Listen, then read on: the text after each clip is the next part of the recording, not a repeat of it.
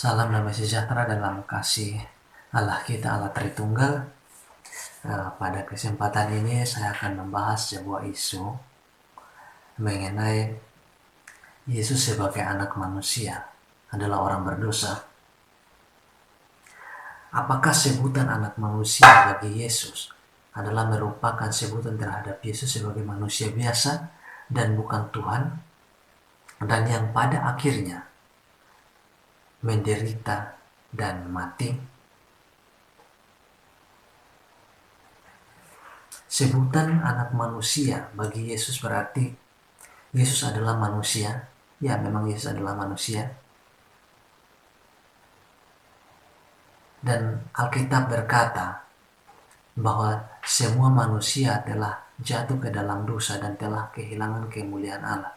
Dan karena Yesus adalah manusia, maka Yesus adalah orang berdosa. Banyak orang berkata bahwa Yesus adalah manusia biasa yang tidak memiliki pengaruh apa-apa tentang kita sebagai manusia, karena ia adalah manusia biasa.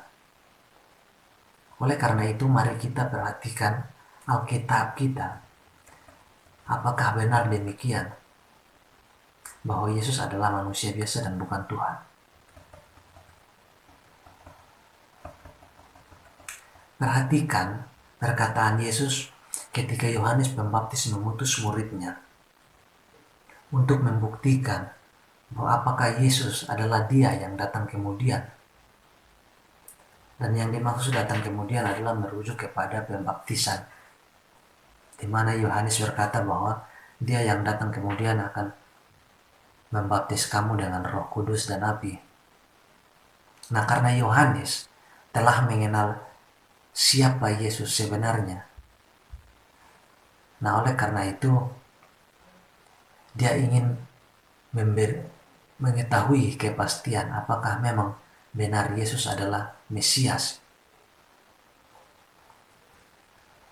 Nah, jikalau diperhatikan ketika Yohanes mengutus murid-muridnya kepada Yesus, Yesus berkata kepada murid Yohanes bahwa katakan kepada Yohanes apa yang kamu lihat.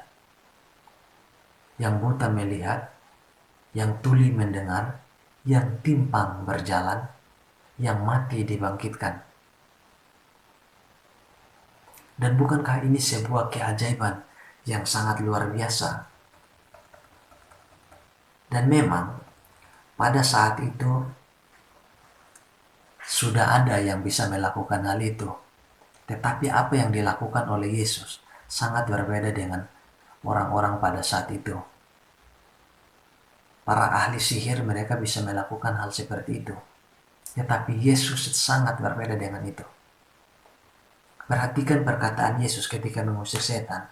Dia berkata bahwa jikalau aku mengusir setan dengan kuasa Allah, sesungguhnya kerajaan Allah telah datang kepadamu.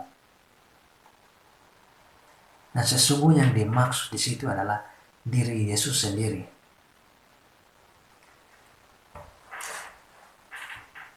Nah, sebutan anak manusia bagi Yesus itu merujuk kepada perjanjian lama, yaitu Daniel pasal 7. Dan anak manusia yang dimaksud di situ adalah Tuhan sendiri. Dan penggunaan Yesus adalah seperti itu.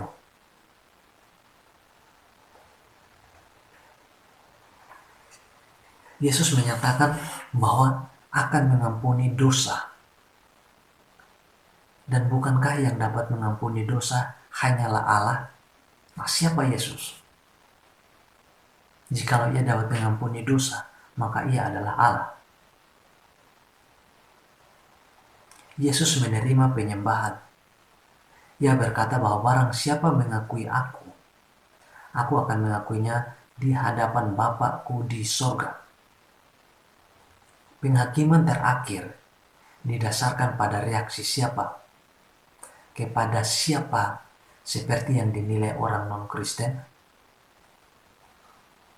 bahwa Yesus adalah bukan Tuhan, Yesus adalah manusia biasa.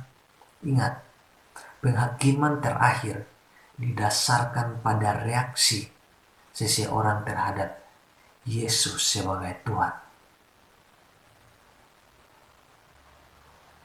Jadi sebutan anak manusia adalah cara Tuhan berbicara mengenai siapa dirinya dan misinya. Anak manusia adalah frasa Tuhan untuk segala sesuatu yang dijalankan oleh manusia. Dan manusia yang dimaksud di sini adalah ia yang dikatakan sebagai anak manusia yang adalah Mesias. Nah, penggunaan anak manusia sebenarnya itu hanya untuk menghindari berbagai pandangan Yahudi mengenai sosok Mesias itu sendiri. Karena orang Yahudi memiliki pemahaman lain terhadap Mesias. Nah, anak manusia, yaitu Yesus, datang dari sorga memiliki otoritas dari Bapa dan melaksanakan misinya di dunia.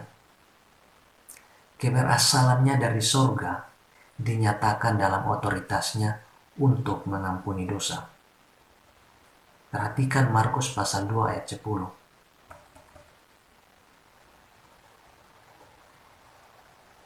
Jadi, Yesus juga mempunyai otoritas, tetapi ia merendahkan dirinya untuk hidup di dunia dan menyelesaikan pelayanannya di dunia. Kehidupan sepenuhnya manusiawi, yaitu dia makan, dia minum, dia bisa menangis, dia juga seperti orang-orang lain. Tetapi dia memiliki tujuan tersendiri. Yaitu pertama, anak manusia datang untuk menderita di bumi. Tuhan kita datang untuk menyediakan tebusan yang kekal bagi dosa. Misinya terdiri dari mencari dan menyelamatkan yang hilang.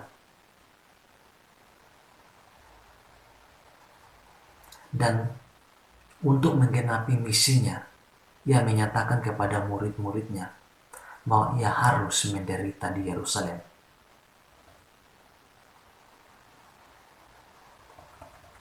Yang kedua, anak manusia datang untuk menyatakan kemuliaannya dan otoritasnya sesuai jabatan mesianiknya. Pelayanannya serta penderitaannya merefleksikan kemuliaan sang anak manusia di dalam perannya sebagai hamba dan mengantisipasi pernyataan yang lebih besar lagi akan kemuliaan dan keagungannya. Dan para rasul menyaksikan itu. Para rasul menyaksikan hal itu.